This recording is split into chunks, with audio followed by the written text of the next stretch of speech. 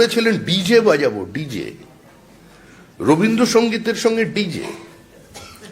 এমনি তো রবীন্দ্রসঙ্গীত অনেকদিন আগেই চ্যালেঞ্জ হয়ে গেছে, কারণ রবীন্দ্রনাথ গীত বিতান লিখেছিলেন, আমরা এই সাম্প্রতিককালে কবিতা বিতান পেয়েছি। রবীন্দ্রনাথ গীতাঞ্জলি লিখেছিলেন, আমরা কথাঞ্জলি পেয়েছি। মানে রবীন্দ্রনাথ তো উপর থেকে এমনিতেই চমকে চমকে উঠছিলেন, তার সঙ্গে ডিজের সঙ্গে রবীন্দ্রসঙ্গীত।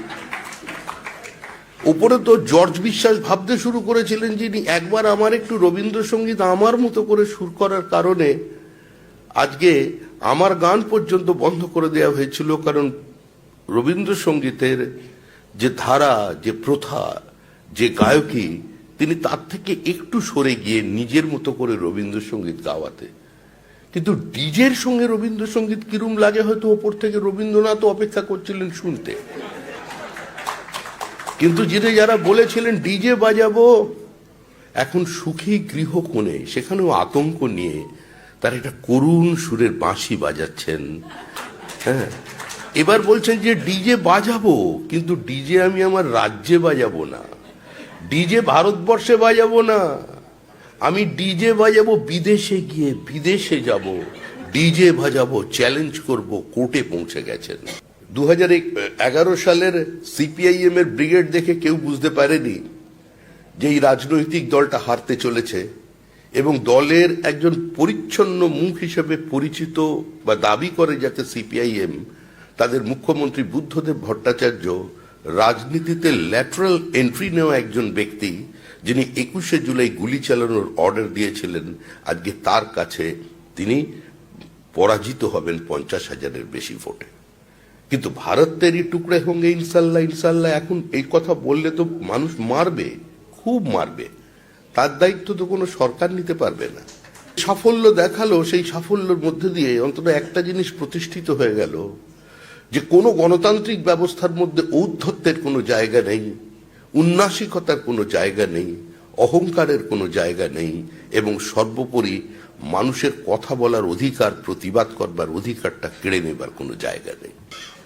তো যারাই এই দেশের মাটিতে দাঁড়িয়ে কোনো গণতান্ত্রিক ব্যবস্থাকে আক্রমণ করেছেন, মানুষ অচিরেই তাদের প্রত্যাখ্যান করেছে। 2011 সালের সিপিআইএম এর ব্রিগেড দেখে কেউ বুঝতে পারেনি যে এই রাজনৈতিক দলটা হারতে চলেছে, এবং দলের একজন পরিচ্ছন্ন মুখ হিসেবে পরিচিত বা দাবি করে যাতে সিপিআইএম, তাদের মুখ্যমন্ত্রী বুদ্ধদেব ভট্টাচার্য রাজনীতিতে ল্যাটারাল এন্ট্রি নেওয়া একজন ব্যক্তি, যিনি 21শে জুলাই গুলি চালানোর অর্ডার দিয়েছিলেন, আজকে তার কাছে তিনি পরাজিত হবেন 50,000-এর বেশি ভোটে। আমরা আরেকটা স্বৈরতান্ত্রিক ব্যবস্থা দেখলাম, মানুষের সমস্ত গণতান্ত্রিক অধিকারগুলোকে বাজেয়াপ্ত করে নেওয়া। রাইট টু ডিসেন্ট হচ্ছে গণতন্ত্রের প্রাথমিক শর্ত।